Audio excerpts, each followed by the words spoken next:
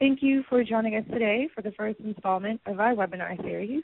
I hope that you take away information on new measuring techniques and submit nominations for the National Register of Big Trees, which is our publication recognizing the biggest trees in the country. The National Big Tree Program has been a testament to American Forest's legacy of leadership in recognizing not only the beauty of our biggest and oldest trees, but the critical ecosystem services they provide as well.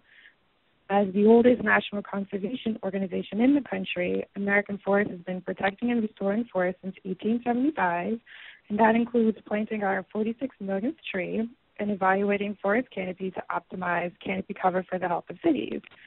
We support research and field work combating the effects of pine bark beetles and blister rust. Our forest policy work focuses on areas such as advocating for increased funding for firefighting efforts and communicating to Congress our concerns about fracking.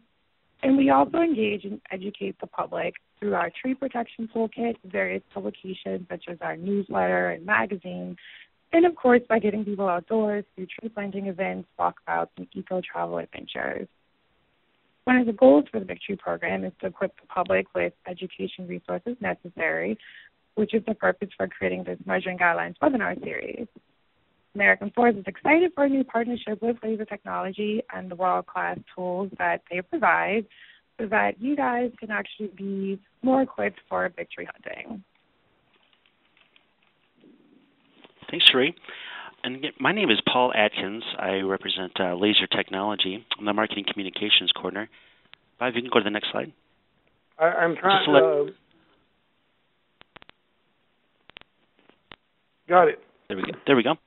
So just to tell you a little bit about Laser Technology, we got our start actually doing a really cool project for NASA.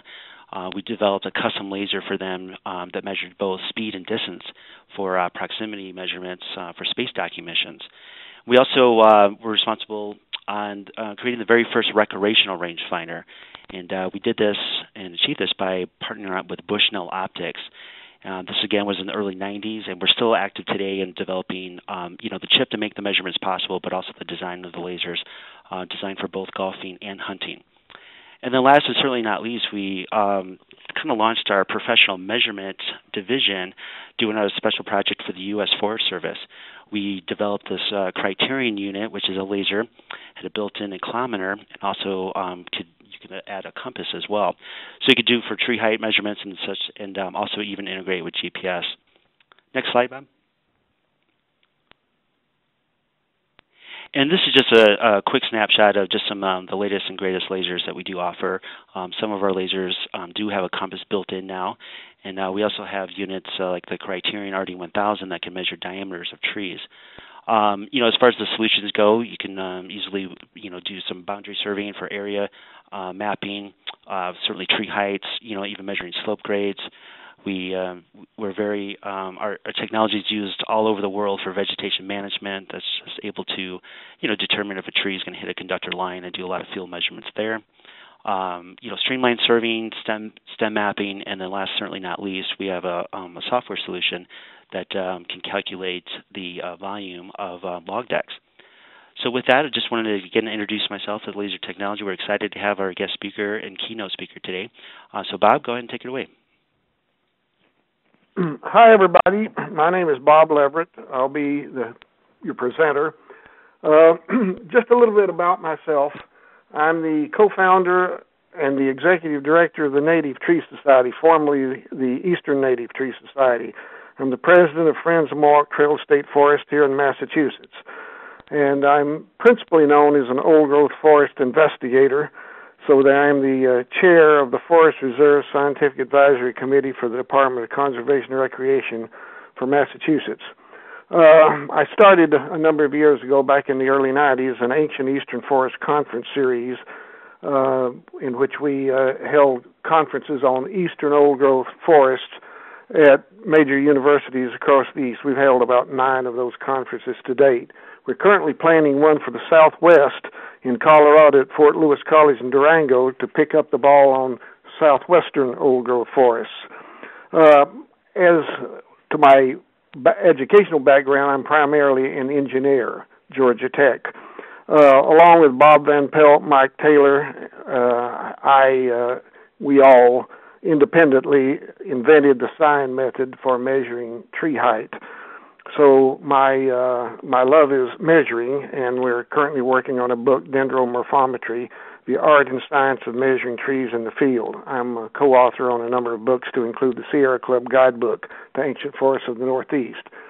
My companion cohort, Don Bertolet, is a member, retired, of the U.S. Forest Service, National Park Service, BLM, very distinguished career there, ended up in the Grand Canyon National Park, and he's also the president of the Western Native Tree Society. But he speaks better for himself. So, Don, would you like to add anything to that? Why, sure, Bob. Good morning, Don Bertolet. And I guess the only other background information I would include is I'm the Alaska Big Tree Coordinator and a member of the American Forest Working Measuring Guidelines Working Group.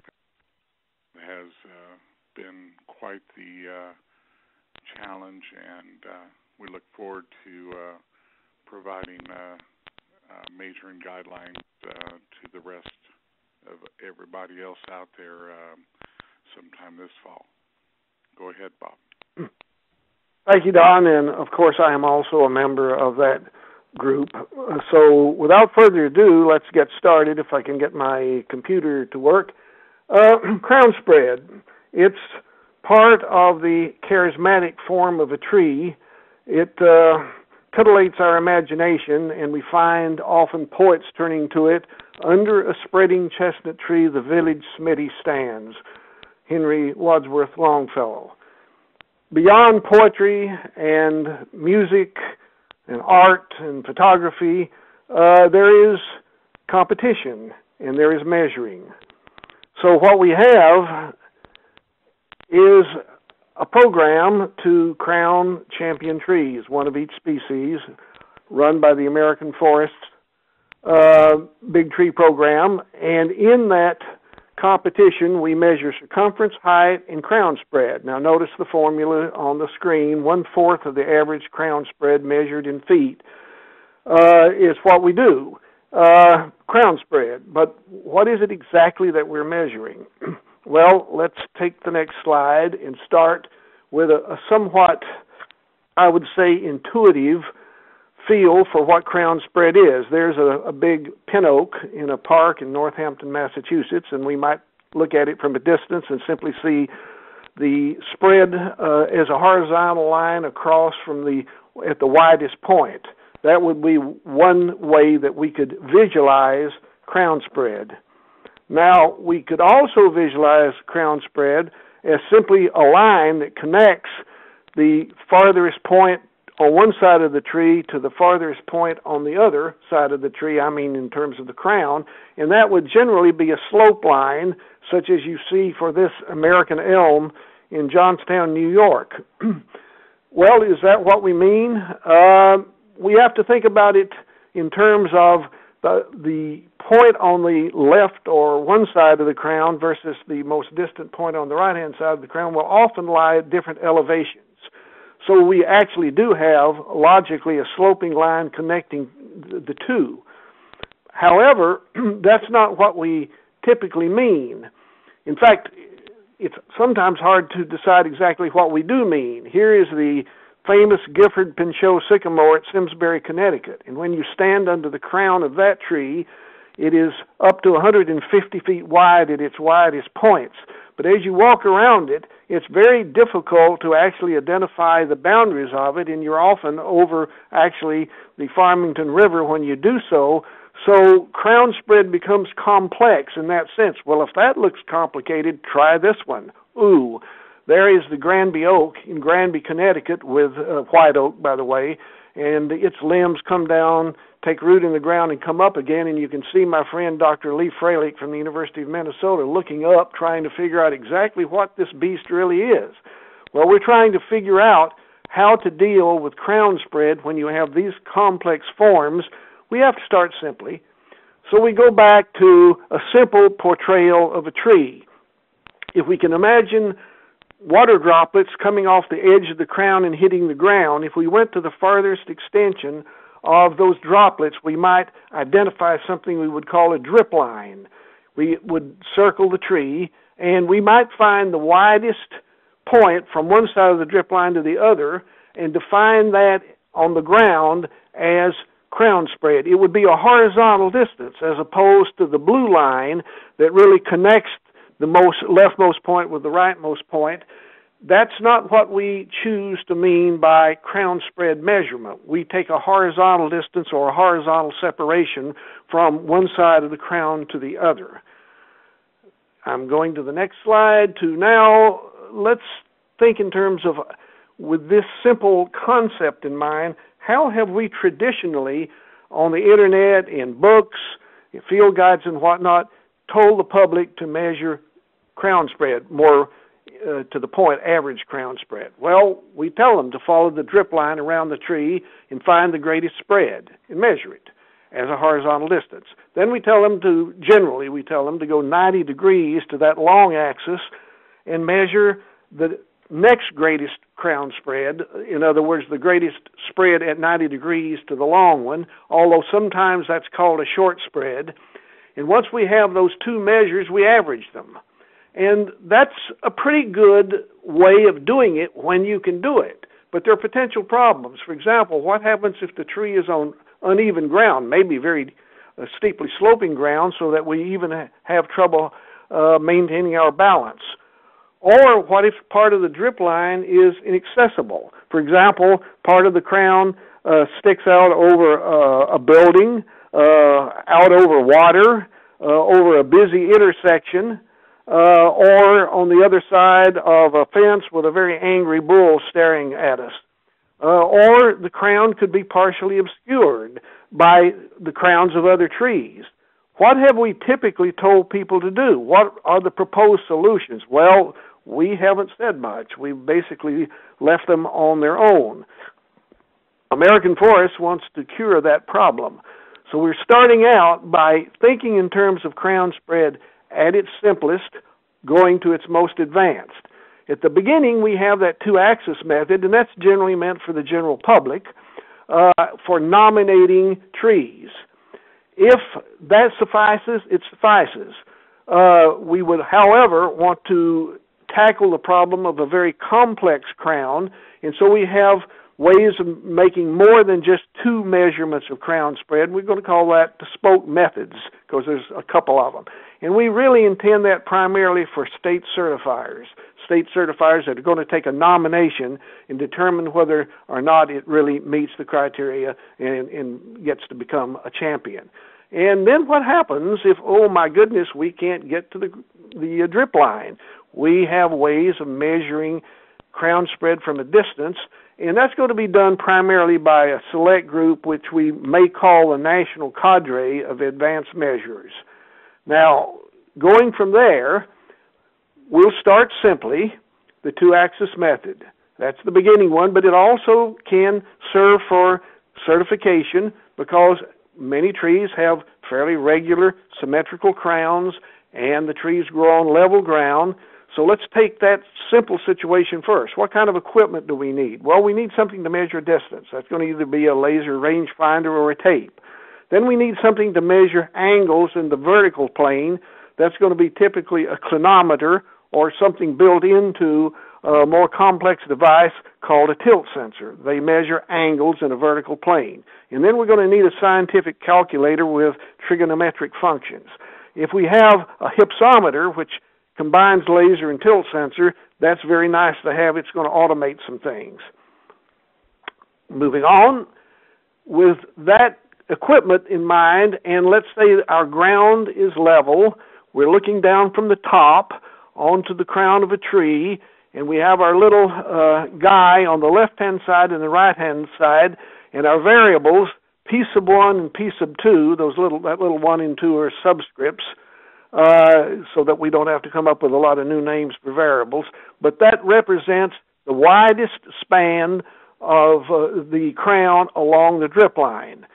We measure that on the ground. And then we go 90 degrees to that and find the longest spread at 90 degrees to the first. And we'll measure, that would go from P sub 3 at the top of the screen to P sub 4. And that measurement would be the variable E sub 2. So we have E sub 1 and E sub 2, those two crown spreads. We simply add them and divide by 2 to get an average. I show you a simple plug-in of two numbers, 160 to get 180, divide by 2, and we get the 80-foot crown spread, and we take a fourth of that to get the actual big tree points. That's pretty simple, and it would be nice if it never got more complicated, but what happens if we have sloping ground? Well, we said that we want to take the horizontal distance between the widest spread from one side of the tree to the other, so we have to determine actually that horizontal spread indicated by the variable E here.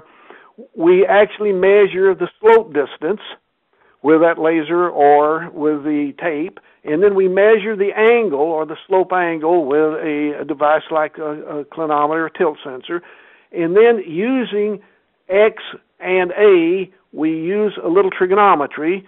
We multiply the slope distance X by the cosine of the angle A, and that gives us the horizontal distance across.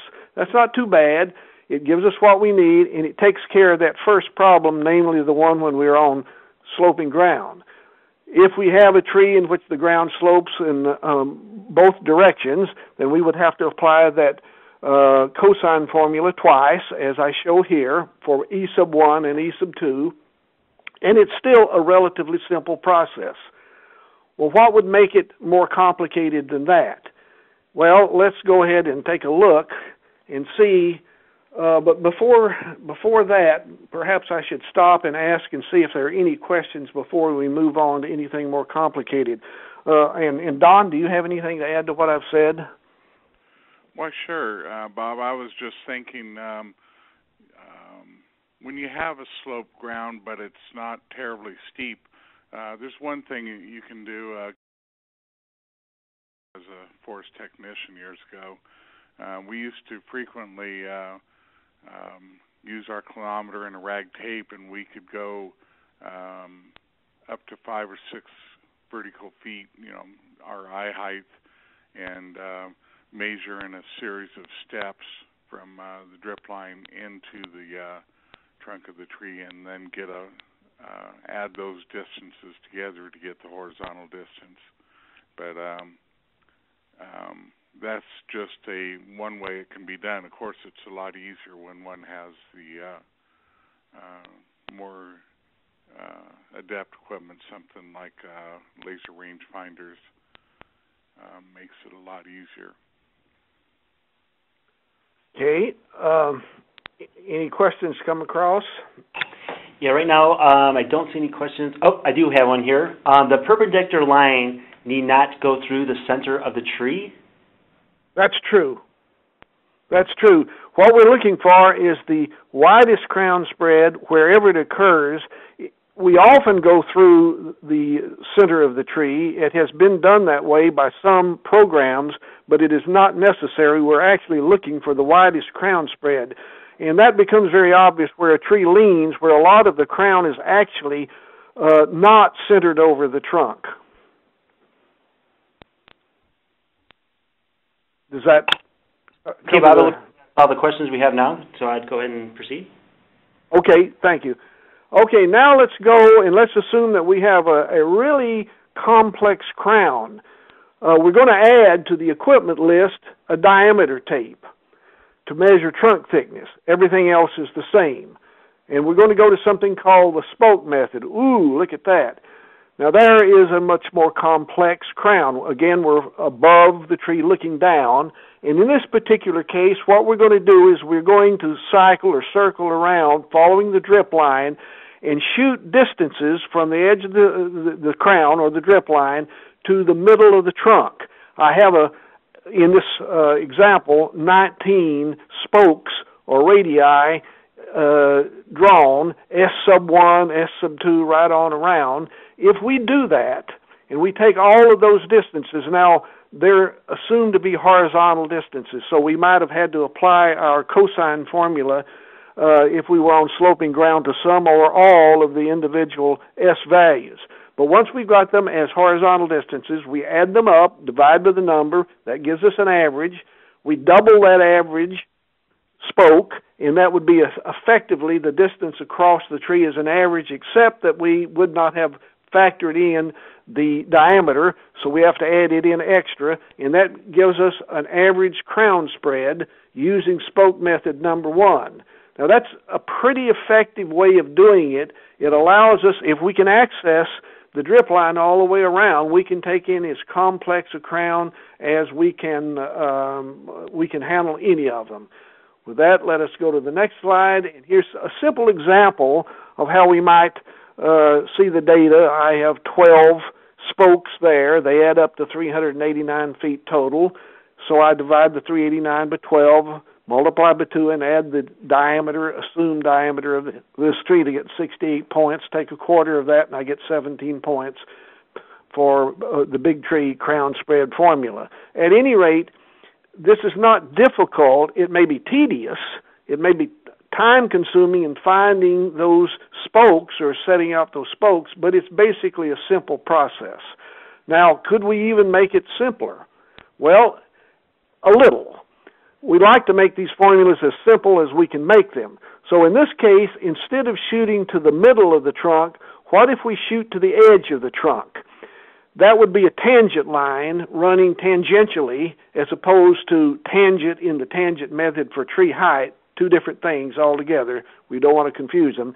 This tangent line touching the side of the tree would be longer than the one to the middle of the tree, and it approximates the additional distance to the center of the tree, which would effectively allow us through that shot to hit the center of the tree, and we don't have to factor in the diameter.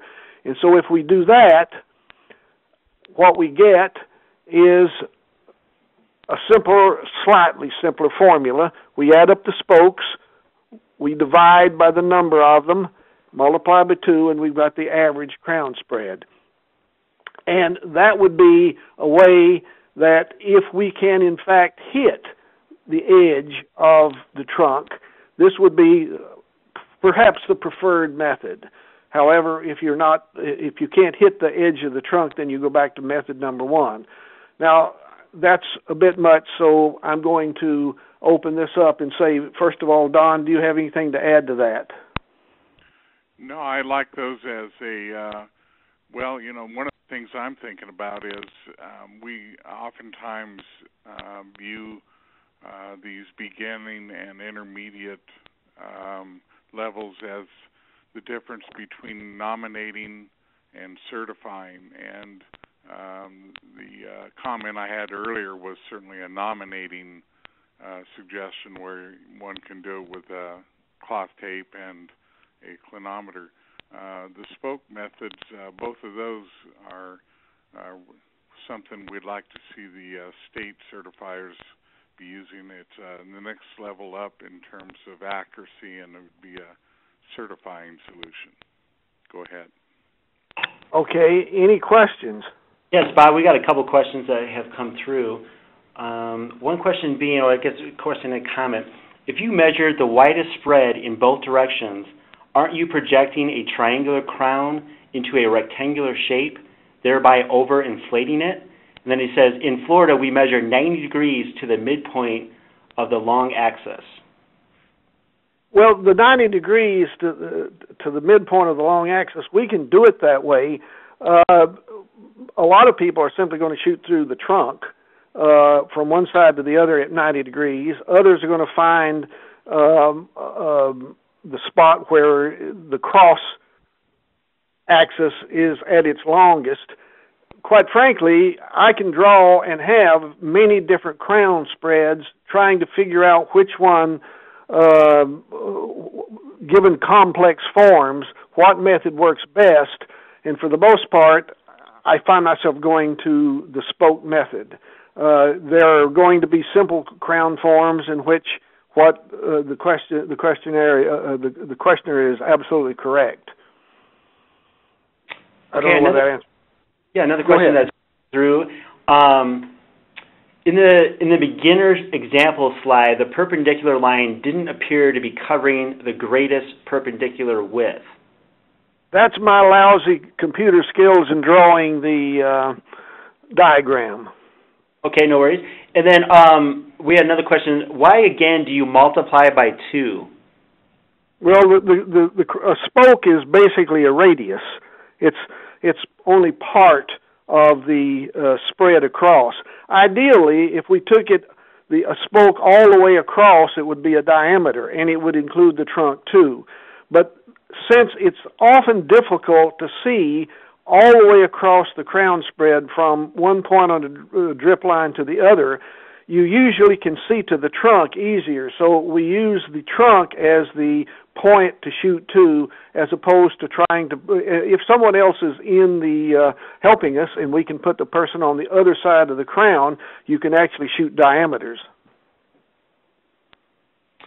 Okay, and I just wanted to address the people who are here online. I actually got an email asking about how to ask questions, so I just want to reiterate, if you didn't join us right away in the beginning, in order to ask questions, we use the chat feature through this webinar. And you do that by taking that, take your mouse, roll over to that top green bar where it says Viewing Robert Leverett's Desktop, hitting that chat icon, and then just send your questions through there.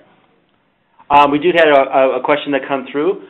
How many spokes should we measure? And then is there a formula based on size or shape or just judgment? Well, basically at this point, judgment. I would say probably 8 spokes justifies the method. If we were only going to do 4, for example, we're basically back to the 2-axis method. I don't know that I want to work beyond around 16 or 18. Don, do you have thoughts on that? Well, the easy answer would be as many as it takes to adequately describe the crown, but that's a judgment that each individual measurer will have to make. And at a certain point, it's you get to a point of diminishing returns, and maybe that's 16, 18, 20, somewhere in there. Of course, the 150-foot crowns, if they're very irregular, you may decide that you want to have more.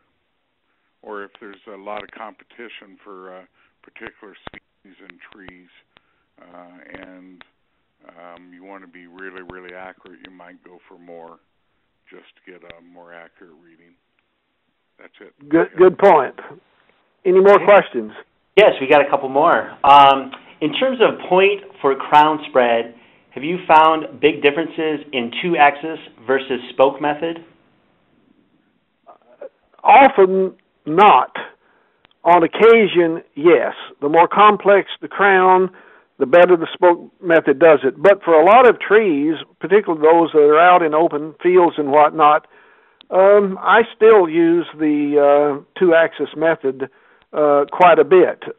But again, if we're talking about 2 trees and they're really, really close, and we're talking about the national champion, we want to be as accurate as we can, and so the spoke method will get a little better, and in some cases a lot better. But oftentimes it's not a lot of difference. Okay. Another question has come through. It looks like there's some confusion as to where the perpendicular line is drawn. So the shortest width perpendicular to the longest, or at the midpoint of the longest? It's wherever the longest is the longest wherever it occurs. Then if we go 90 degrees to that and we slide along that line, that long axis, until we find the widest spread at 90 degrees to the long axis, it occurs wherever it occurs.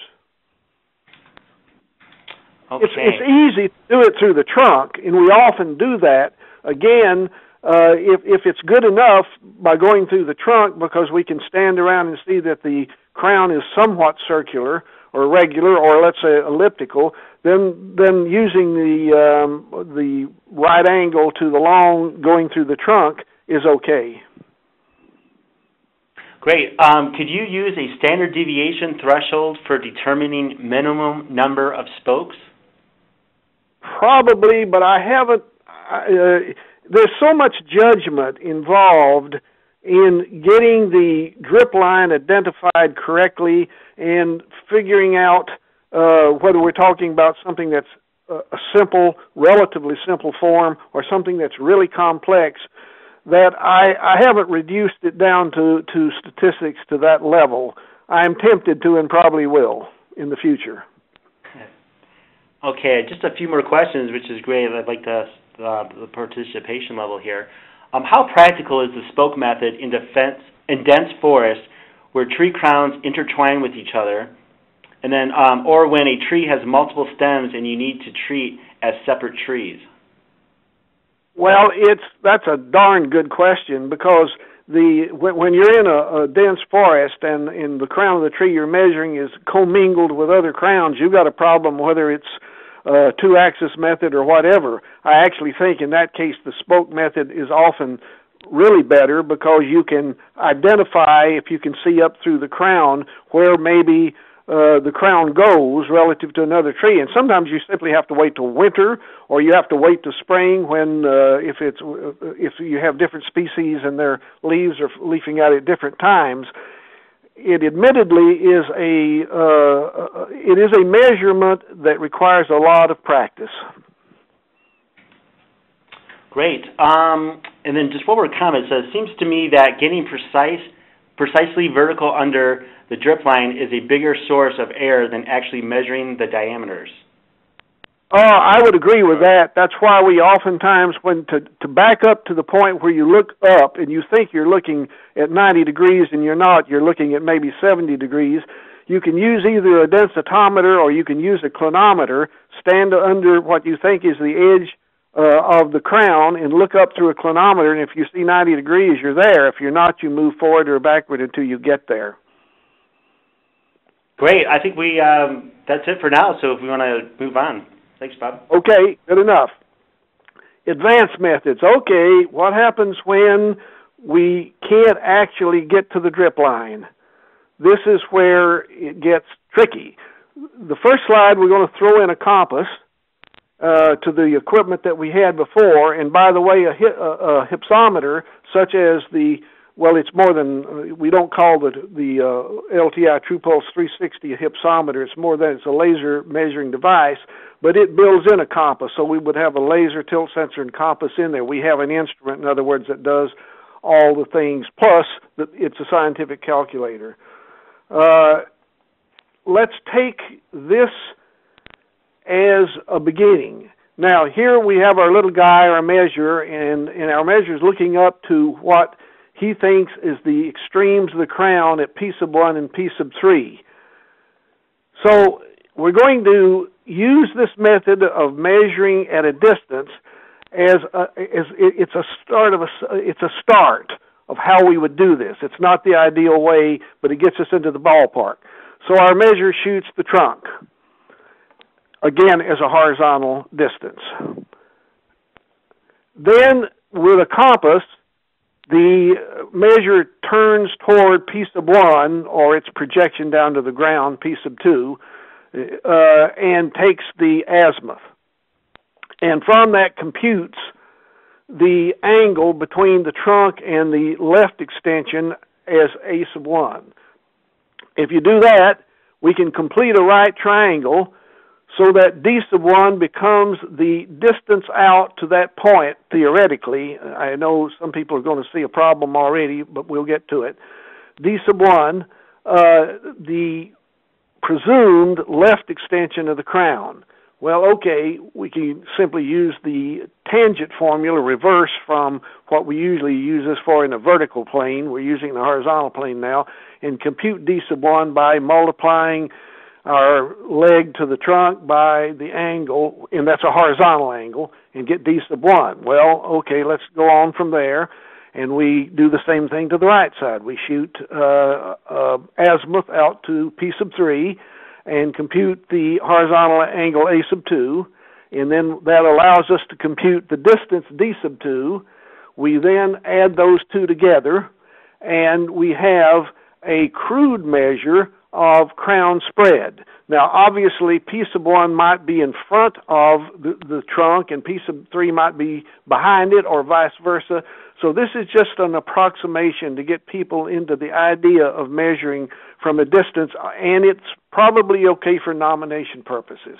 Here is a slide that simply shows plugging in values as an example to get the crown spread, and that's not an average crown spread, that's simply a crown spread. We would use this method from, let's say, the 4 cardinal directions, or at least more directions, in order to get an average.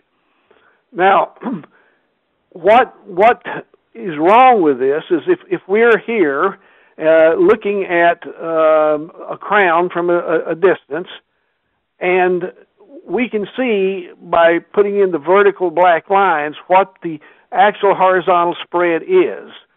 Now, notice that we've got a line going through the trunk, and that line does not hit the crown extension to the left and the right, doesn't match up with that line, which is certainly understandable.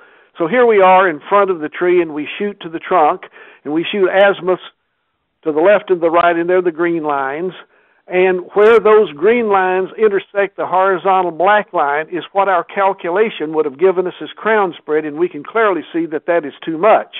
So we move back, and we're further back to the blue line, where the blue lines intersect the horizontal black line would be the crown spread computed as we did with the formulas, and we still see that's too much, so we can move back even more. And you can see if we get far enough back, we can come reasonably close to the real true crown spread using that method. But we have to recognize that it is error prone, and the closer you are to the crown, the bigger the error that you're likely to make. I expect there's going to be questions on that one. Don, any thoughts? No, Bob, I really like that one. It's generally a synoptic view from a distance oftentimes can provide some of the best locations to take a lot of these measurements. There is a point where you get too far back and you lose any advantage due to it, but certainly it's important to see the bigger picture from whatever distance is appropriate. Okay. Other questions? Bob, I'm not seeing any questions as of now, so I'd go ahead and move on and see if anyone else comes through. Okay. Now, this next method is one that we really want to push. We can push it at least 2 levels. We don't really require it at the certification level, but I think certifiers would like it. We have the compass in here. It's basically the same equipment, but now let's see how we use that equipment differently. So here's our little fellow out to measure. There's the tree. And what we're looking at is to measure the horizontal distance P sub 1 to P sub 3, or its projection down to eye level, P sub 2 to P sub 4. And bear in mind that we're not assuming that those red lines go through the trunk. It's just from the distance across. So with that in mind, here's what our little guy does. He shoots the distance with a laser rangefinder to P sub 1. So he has that distance L sub 1, and that's a slope distance. Then he takes the vertical angle, A sub 1, to that point. That allows him to compute the actual level distance out to P sub 2, which is directly under P sub 1, vertically under P sub 1, with our familiar cosine formula. Okay, now he's got that distance. He does the same thing on the right-hand side of the tree, shooting from where he stands to P sub 3 with a laser rangefinder. That's L sub 2. He shoots the angle, vertical angle, with a clinometer. That's A sub 2. And that allows him to compute the distance D sub 2 out to it to the point P sub 4, which is at eye level. Having done that, he takes the compass bearing of P sub 2 or P sub 1, that direction, azimuth. He takes the compass bearing of P sub 3, P sub 4, and computes the horizontal angle in between. And then, probably, if I could hear, I would hear some groans. There's an application of the law of cosines where we take D sub 1, D sub 2, and the horizontal angle and compute the distance in between. Now, I might point out that this is exactly what the True Pulse 360 will do with the missing line routine. So if someone is intimidated by the math or the trigonometry, if you have a True Pulse 360, then you simply look up there and shoot P sub 1, turn your instrument over, shoot P sub 3, have your missing line routine on HD, return, horizontal distance return, and read the answer off. Piece of cake. Okay, let's go to the next one. And I simply see there as an example with numbers to plug into the formulas. And by the way, you could have a spreadsheet do this for you, or you could have an app and an iPhone do this for you. But at any rate, that is a pretty darn good method. The weak link is how good is your horizontal angle, which means how good is your compass bearings. Now, Don, would you like to add anything to that? Oh, I was enjoying all the formulas there, especially the subscripts, piece of 1, piece of 2, 3, 4. I missed the piece of cake.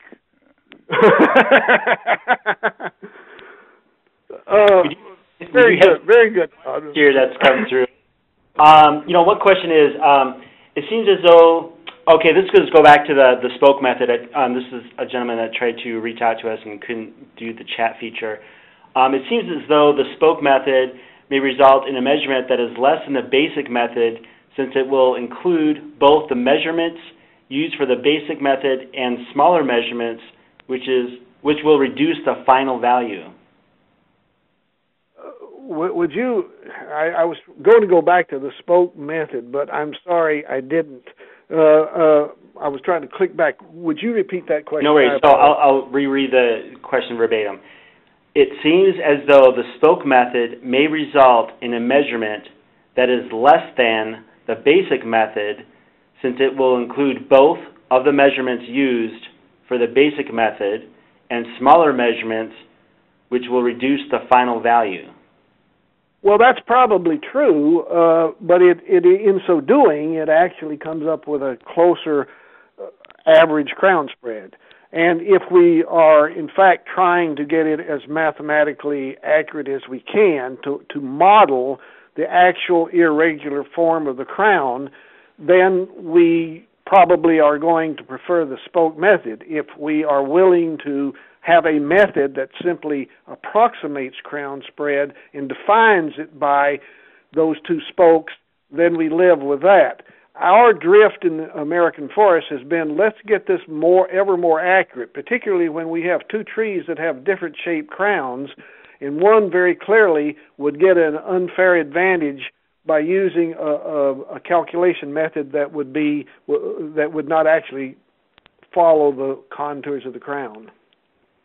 Perfect. And then, okay, so let's move forward, obviously, to what we just covered. So, a comment said, this was let's see, this in the previous method should only be used if you can't physically get under the crown, right? Well, yeah. I mean, if we can get under the crown and we can walk around the drip line, we get intimate with the crown. We see where it is. We can spot it. We can feel a lot better about getting it. The measurements from a distance are really meant when you can't access the crown, and or you're trying to do it very quickly, and the tree is on private property or something, and you're shooting it from a distance. You can't go on the private property, and you want to see if it's a contender. That would be a reason for doing it. Okay, and then just another question: does eye height above ground level impact this? Well, no. We're determining horizontal spokes out to eye level. We're always adjusting for slope. We're not taking the distance from our eye to the ground or the base of the tree. We're taking it at the level point. So everything is on a horizontal plane. Whether that plane is up in the tree at eye level or equivalent to ground level, it's all the same measurements. Okay. All right, I would go ahead and move on. Okay, the last one, and this is a dilly, folks. When all else fails, measurement at distance method number 3. Now, I say it's a dilly. It's actually a very effective method, but it looks kind of bad. So with that in mind, I start off to give you a little bit of a respite with an absolutely blank screen. Okay, now we're going to add our little fellow. Now we're going to add the crown that our little fellow is going to measure. And by the way, in the preceding slide, I didn't have compass in there. So we've taken away the compass because we think it might be the weak link in the system. So now our little guy shoots a distance, a slope distance, to the left side of the crown, and that would be with a laser rangefinder, whatever, and shoots a distance to the right-hand side of the crown. Again, these are level distances, so he would have had to have used the cosine formula to get to this point, or he would have had an instrument that gave you horizontal distances, such any of the true pulse lines. Now, let's say that he then moves over, establishes a baseline external to the crown, external baseline from another point, and then shoots the same points. He now has those 5 measurements, S sub 1 through S sub 4, and the baseline B. What he can do with that is then compute the horizontal angles that he otherwise would have been measuring with a compass. For example, A there, angle A, is the angle between S sub 1 and B. If we had that angle, let's see what it would help us do. Well, we could compute it. We would have to use an algebraic solution solving the law of cosines formula for the angle. There that would be. Then what we would do next, we would doing the same or following the same approach.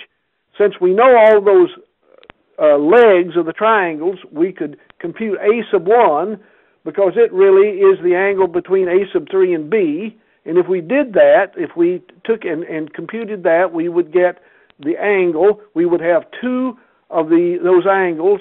From that, we could compute A sub 2. All right, simply by subtracting A sub 1 from A sub 1 from A. Well, look at what that gives us.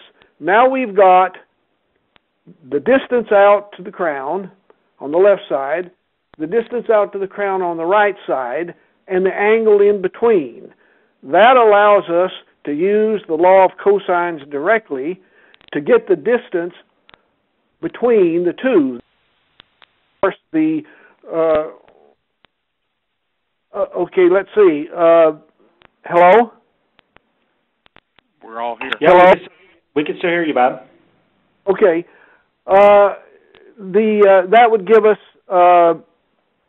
the distance which would match the missing line routine of the True Pulse 360. And from that, having gone through that, let's look at it now from the standpoint, the same process.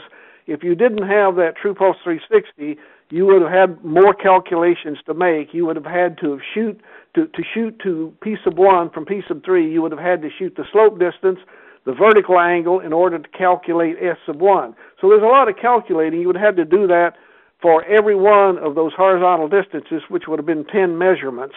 But you could do it with the equipment. More probably, you would want to have something like an Excel spreadsheet that you would put in, an Excel spreadsheet in which you would set it up to do all those calculations automatically for you. I've drawn that out in this particular diagram.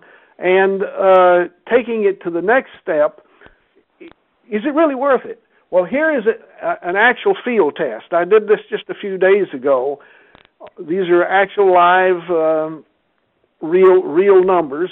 I didn't make these up. And notice that in terms of what I was measuring, out here, D is the calculated distance using this external baseline method, and D is the actual distance. The difference is relatively small, in some cases minuscule. The largest difference was here, where I had 108 feet, 0.4 as the measured distance, and the actual was 113, so I'm only 5 feet off. So this method is actually quite good, and the spreadsheet that it takes to do it could be supplied through American Forests. We could put that out there on a website or whatever. So with that one, Don, you have anything to add? No, Bob. This is totally under the category of experts and folks that like to deal with formulas. And for guys like me, that's not a piece of cake. Well, I appreciate that. The point, I think, of me including it, and I apologize for anybody who doesn't like to see math formulas, is that we can automate these things, and we can make them simple to where all you have to do is shoot the distances and be assured that you get a pretty good result as a return. Are there any questions, Paul? Nope, I don't see any questions, any new ones at this point. Okay. Well, with that in mind, I go to a slide just to give everybody a little bit of relief. What is that beautiful person there? Well, that is the Great Pine Plains Sycamore in Pine Plains, New York, the state champion, that we put up there for your viewing pleasure. Now, Bob, I wonder if you have any questions, Don. I'm impressed with the size of that tree, particularly when I look down and see the actual rows of corn that could be 5 or 6 foot tall. Do you know what the dimensions of this tree are, Bob? Oh, now I am surprised you asked me that, but I am happy. Of course I do. It's a 140-foot average crown spread with a maximum of about 150 and a minimum of about 130. And incidentally, Bob Van Pelt and some of us measured that originally back in 2001. Anyway, it's currently 117 feet in height, and the circumference at breast height is 27 feet. It is a whopper. We're so glad the farmer spared that tree. We are indeed. We are indeed. Well, that brings us to the last slide, and Paul, I think you take over from here. Yeah, we did have several questions about can they download the copy of this presentation, and absolutely, that's going to be available on American Forest's website, which we'll show just in a second. But I did want to announce, our sponsorship for this presentation today. All attendees to today's webcast will be entered to win one of 2 TruePulse 360 lasers. If you join the next 2 webcasts that we do have slated, one's next week at the same time frame, and the one I believe is the week following that. So if you join all 3 webcasts, you technically have 6 chances to win. So we're donating 2 lasers, and again, depending on your participation level with each of the webcasts, will increase your chances to win. And then last but not least, if Bob, you can advance to the next slide. Okay. This is just kind of a quick snapshot of some contact information. So obviously, if you have any questions that weren't answered today, this is an email, bigtrees@americanforest.org, and Bob, I believe that's one of your email accounts that you'll be able to reply to. And then as far as the website portal that this will be available on, it's going to take about a week, to download the recording and make it in a format that you guys can easily view it. But it will be available on American Forest website, our programs, and under Big Tree. And then any information about laser technology products, you can certainly visit lasertech.com. And then regarding the SAF credits, it looks like I've got some questions that just came through about that. We have record of your registration, we have your information, and we have proof that you did attend this for the full session. So if you are interested in SAF credits, we simply will submit this right to SAF, proving your name and participation level. So the best way to do that, again, is we're going to give SAF the entire list of all attendees, which we have actually over 60 attendees today. We're going to give them the entire list, so you can simply just inquire and say, hey, I'd like to get that, the CFE credit through SAF, and they'll be able to cross-reference your name. That we feel is going to be, again, the best way. So you will have to just take that extra step and inquire with SAF directly, and that list will be available to them within 2 days from today. And I think that's it. I'd like to certainly thank American Forest, Cherie, both Bob and Don, again, for your time today. This is certainly great information. This was recorded. Again, the entire recording will be available on that website on top of the PowerPoint materials and the Excel spreadsheets that Bob mentioned earlier. So that's going to be a great resource for everybody moving forward. So again, thanks guys for your time. We're going to go ahead and conclude the webcast. Thanks so much, everybody. All right, thanks again.